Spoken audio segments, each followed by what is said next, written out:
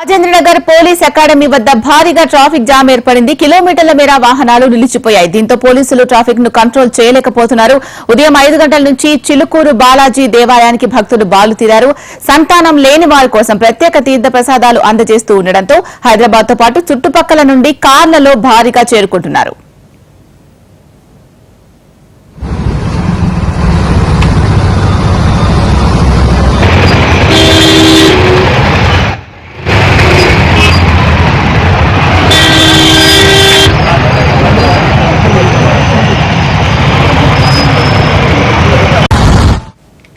చిలుకూరు బాలాజీ దేవస్థానానికి నగరంలోని భక్తులు పోటెత్తారు. ఆలయ బ్రహ్మోత్సవాల్లో భాగంగా ఈ రోజు గరుడ ప్రసాదం పంపిణీ చేయనున్నారు. బాలాజీ టెంపుల్లో పంపిణీ చేసే గరుడ ప్రసాదానికి ప్రత్యేకత ఉంది. ఆ ప్రసాదం తీసుకుంటే ఆయుర ఆరోగ్యాలతో పాటు ఆర్థికంగా కలిసొస్తుందని, కుటుంబ సభ్యులకు మంచి జరుగుతుంది అని భక్తుల నమ్మకం. ఆ ప్రసాదం కోసం భక్తులు క్యూ కట్టారు. దీంతో చిలుకూరు వెళ్లే రోడ్డు కిక్కిరిసిపోయింది. అప్పా జంక్షన్ నుంచి ఆలయం వరకు ట్రాఫిక్ జామ్ ఏర్పడింది. ఇక దీనికి సంబంధించి మరిన్ని అప్డేట్స్ అందించడానికి మా ప్రతినిధి ఆర్కే సిద్ధంగా ఉన్నారు. ఆర్కే, అక్కడ ఏంటి పరిస్థితి? ట్రాఫిక్ అంతా కూడా జామ్ అయినట్టు తెలుస్తోంది. మరి క్లియర్ చేసేందుకు పోలీసులు ప్రయత్నిస్తున్నారా? ఇలా దాదాపుగా 7 కిలోమీటర్ల మేర మొత్తం కూడా ట్రాఫిక్ అయితే పూర్తిగా స్తంభించడం జరిగింది.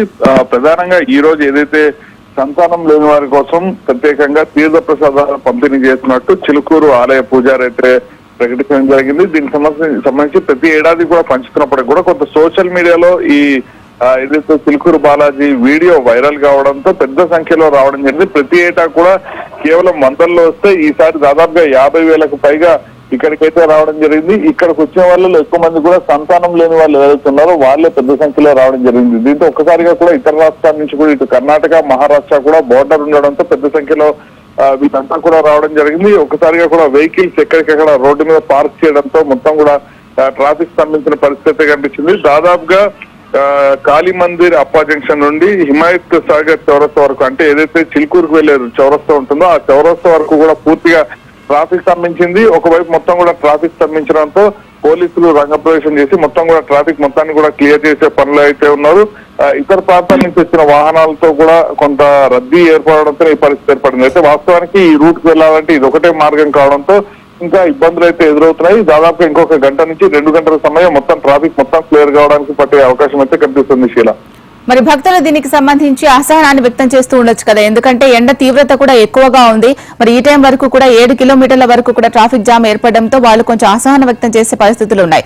మరి క్లియర్ చేసేందుకు త్వరితగతిన ట్రాఫిక్ అంతా మళ్లించేందుకు ప్రత్యామ్నాయ మార్గాలు ఏమైనా అన్వేషిస్తున్నారా? అయితే ఇప్పటికే దీనికి సంబంధించి వాహనదారులు మొత్తం, అంటే వాస్తవానికి ఇదంతా కూడా ఒకటే రూట్ ఉండడంతో ఇటు ఎక్కువగా కూడా కళాశాలలు ఇటు సైడే ఉన్నాయి. ఇంజనీరింగ్ కాలేజీలు అన్ని కూడా ఇటు సైడే ఉన్నాయి. ఈ రూట్ లో వెళ్లే రూట్ ఏదైతే ఉంటుందో ఇక్కడ పెద్ద సంఖ్యలో ఇంజనీరింగ్ కాలేజీలు ఉన్నాయి. ఇప్పుడు ఏదైతే మొత్తం కూడా ట్రాఫిక్ చిక్కుపోవడంతో అందులోనే చాలా వరకు కూడా కళాశాలకు సంబంధించిన వాహనాలు, అలాగే బస్సుల్లో వెళ్లే విద్యార్థులు ఎవరైతే ఉన్నారో వాళ్ళంతా కూడా పూర్తిగా చిక్కుపోవడం జరిగింది. కళాశాల సమయం 9:30-10 కల్లా ఉండాల్సినప్పటికీ కూడా ఇప్పటికీ కూడా తాము ఇంకా రోడ్ల మీద ఉన్నామంటూ కూడా విద్యార్థులు అసహనం వ్యక్తం చేస్తున్నారు. మరోవైపు అదంతా కూడా చేవెళ్ల, వికారాబాద్కు వెళ్లే ప్రధాన రహదారి కావడంతో అక్కడ ఉద్యోగాలు చేసే వాళ్ళు ఎవరైతున్నారో వాళ్ళు కూడా ఉదయం 7:30-8 గంటలకి బయలుదేరినప్పటికీ కూడా ఇప్పటికీ కూడా ఇంకా హిమాయత్ సాగర్ చౌరస్తా వద్ద కూడా చేరుకోలేదు. వాళ్ళంతా కూడా తీవ్ర అసహనాన్ని వ్యక్తం చేస్తున్నారు. మరోవైపు ఈ విషయం తెలిసిన గంట తర్వాత పోలీసులు వచ్చారంటూ కూడా వాళ్ళంతా కూడా తీవ్ర అసహనాన్ని అయితే వ్యక్తం చేయడం జరిగింది. అలాగే పోలీసులు వచ్చిన క్రమంలో వాళ్ళంతా కూడా ట్రాఫిక్ క్లియర్ చేయడానికి చాలా సమయం పట్టే అవకాశాలు అయితే కనిపిస్తున్నాయి. వీలైనంత వరకు కూడా ఇంకో రహదారి, అంటే రెండో రూట్ ఏదైతుందో ఆ రూట్ ద్వారా కొన్ని వాహనాలు, 2 వీలర్స్ వాటిని పంపించే ప్రయత్నాలను అయితే చేస్తున్నారు. దాదాపు ఇంకొక 2 గంటల సమయం పట్టే అవకాశం ఉంటుంది. మరోవైపు ఏసీపీ కూడా, ట్రాఫిక్ ఏసీపీ కూడా ఇప్పటికే ఆ స్పాట్ అయితే చేరుకోవడం జరిగింది. స్పాట్ చేరుకుని వీలైనంత త్వరగా కూడా వెహికల్స్ క్లియర్ చేసే ప్రయత్నాలను అయితే చేస్తున్నారు. అలాగే ఆర్కే, కొన్ని అంబులెన్సులు అలాగే స్కూల్ బస్సులు కూడా ఈ ట్రాఫిక్ జామ్ లో ఇరుక్కున్నట్లు తెలుస్తోంది. మరి వాటి పరిస్థితి ఏంటి?